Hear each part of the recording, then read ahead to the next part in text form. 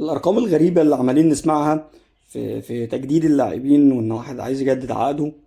يعني انا مش عارف، هي اللعيبه بتخترع كوره؟ ايه الارقام اللي احنا الفلكيه اللي احنا عمالين بنسمعها دي؟ هو بعيدا عن ان مفيش لاعب في مصر اصلا يستحق ربع الارقام اللي بياخدها، تمام، الا ان انت كلاعب، مثلا في الزمالك انت كزيزو لاعب كويس، يعني ما حدش يقول انك مش لاعب مش كويس يعني. لكن ايه الارقام دي؟ ايه الارقام الفلكيه دي؟ انا من وجهة نظري ان اللي خلى زيزو يحط الارقام دي، واللي وصل زيزو للارقام دي، هما الزمالك نفسه، نادي الزمالك نفسه وادارة الزمالك هي اللي وصلته انه يطلب الارقام دي. يعني ده يعيد بينا الزمن. ابو تريكة ده شخص غير موجود على الاطلاق. ابو تريكة كان بيمضي على بياض، ما يعرفش هو بياخد كام اساسا. فانت كإدارة زمالك انت بتحفى، يعني نرجع لفرجاني ساسي والحلق والقص. يا جماعة انتوا كإدارة انتوا مش نادي شوية، يعني نادي الزمالك ده مش نادي قليل. انتوا نادي ليه تاريخ، نادي كبير. دايما على فكرة بيكون عندكم لعيبة كويس، واحيانا كتير جدا بتبقى احسن من لعيبة الاهلي. ليه انت حاطط نفسك تحت يعني حاطط رقبتك عند لاعب؟ يعني حاطط كل العروض وكل ايه اللي هيحصل؟ زيزو مشي، راح الاهلي يا سيدي، ايه المشكلة؟ يا جماعة، مشكلة الزمالك ان ادارة الزمالك دايما بتفكر في النادي من منبع كرهها لنادي الاهلي، وليس من منبع حبها ومصلحة نادي الزمالك. يعني ده على مر العصور، وانا مش فاهم السبب. يعني انت عندك منافسة مع الاهلي، عندك منافسة مع إدارة الاهلي، عندك منافسة بس دي كلها في الاخر كورة. دي في الاخر كلها يعني هي ما هي الا مسابقة، حاجة ترفيهية. والاصل فيها هو التركيز على هدفك. التركيز انت عايز تعمل ايه؟ انت نازل تلعب جيم دلوقتي، نازل تلعب ماتش، فانت بتركز على الماتش هتفوز فيه، سواء كانت امكانياتك عالية او امكانياتك قليلة، انت وتركيزك. تمام. نفس القصة للإدارة. الإدارة لو مركزة في مصلحة الفريق، ملهاش، انت مالكش علاقة الأهلي بيعمل ايه. يعني مالكش علاقة الأهلي بيعمل ايه. الأهلي جاب لعيبة كويسة، جاب لعيبة كبيرة، جاب لعيبة صغيرة. الأهلي فاز ببطولة، ما فازش ببطولة. الأهلي عنده مباراة مؤجلة، ما عندوش مباراة مؤجلة. انت ركز في فريقك، ركز انت عايز تعمل ايه.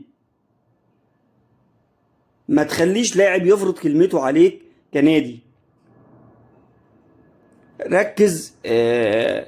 انت الخطوة الجاية المفروض تعمل ايه. انت خسرت انت بقالك سنتين ما بتدخلش دوري ابطال افريقيا.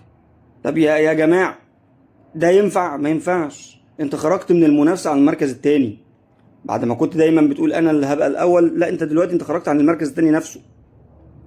ازاي ترجع بده؟ ازاي تنظم اوضه اللبس عندك؟ لكن انت بتعمل فوارق غريبه، فوارق ما فيش لاعب اصلا في مصر يستحقها. وتيجي تزعل لما الجمهور في المدرجات يزعق. الجمهور عليه عبء، هو محتاج فريقه يعلى. بس برضو نفس الكلمتين اللي بنقولهم للزمالك وإدارة الزمالك، فكروا في مصلحة النادي من نابع ومن جوه من حبكم لنادي الزمالك ومصلحة نادي الزمالك، وليس من جوه ان انتوا كرهكم من دافع كرهكم للاهلي. لا ينطبق على الفريق كلاعيبة وكإدارة وكجمهور. لكن المسؤولية الكبيرة هي كلها عند الإدارة. الإدارة لو ما فكرتش بالشكل ده، لو ما فكرتش من منبع ده، هتلاقي اللعيبه فكرها اختلف، هتلاقي الجمهور نفسه بدأ ما يتصدرلوش كراهيه للنادي، ما بقاش يفكر في الاهلي اصلا. هو ما هو الا انه بيفكر انا هكسب امتى وانا عايز ايه. فمش فارق معاه ابدا الاهلي كسب ما كسبش، غير بقى اللي هي الايه، المنافسه العاديه دي، اللي هي الاهلي فاز لا فانا عايز ابقى الاول، اللي هو العادي. ده كله عشان مصلحه الفريق. تروحش ترمي ليه اللاعب يقول لك انا عايز 80 مليون ولا 100 مليون ولا 96 مليون زي ما خالد الغندور بيقول. إيه يا جدعان، ايه يا جدعان الارقام دي؟ انتوا مش شايفين الناس ده ناس بتاكل يعني ناس بتاكل في بعضها. فيعني اصلا يعني اصلا اللعيبه المصريه بياخدوا ارقام اصلا كبيره لا يستحقوها بالمره، ايا كان هو حقق ايه ايا كان. انا كراجل اهلاوي مش هقول لك اوضه اللبس عندنا مظبوطه والارقام ومش الارقام، بس على الاقل في تناسق. بعيدا ان انا برضو شايف ان الارقام اللي بياخدوها اكبر من امكانياتهم، بس في الاخر في ايه، في توازن شويه في اوضه اللبس. اعمل التوازن ده عندك، ما تخليش لاعب انا لاعب يبقى ايده عاليه عليك. انا يهمني جدا ان الزمالك يرجع، يعني يهمني جدا ان الزمالك يكون فريق قوي. طول ما الزمالك قوي طول ما الاهلي اقوى.